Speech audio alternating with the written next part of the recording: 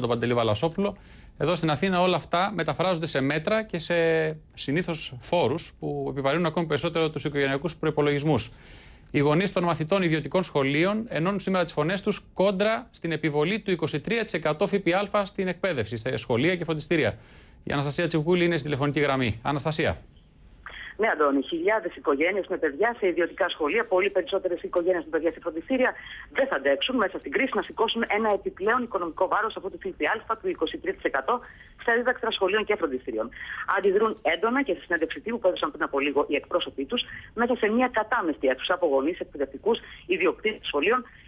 Τόνισαν με έμφαση ότι οι 170.000 οικογένειες που έχουν τα παιδιά σε ιδιωτικά σχολεία, στην πλειοψηφία τους, είναι οικογένειες με μεσαία εισοδήματα και όχι προνομιούχες οικογένειες.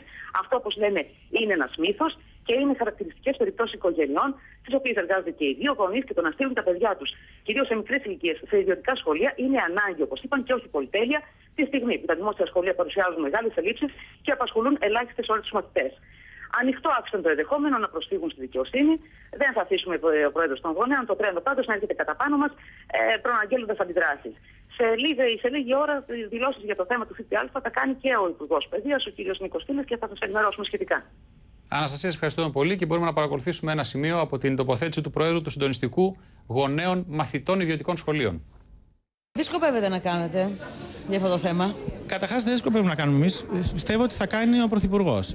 Θα τηρήσει την προεκλογική του δέσμευση για πλήρη κατάργηση του ΦΠΑ και την αναγνώριση ότι έκανε λάθος η προηγούμενη κυβέρνησή του. Άρα θεωρώ αυτονόητο ότι δεν πρέπει να κάνουμε εμείς. Εκείνος θα πρέπει να κάνει και να καταργήσει πλήρως το ΦΠΑ σε όλες τις βαθμίδες εκπαίδευσης. ΦΠΑ και πάλι. Από σήμερα ισχύουν οι νέοι αυξημένοι συντελεστές του ΦΠΑ στα 6 νησιά του Αιγαίου.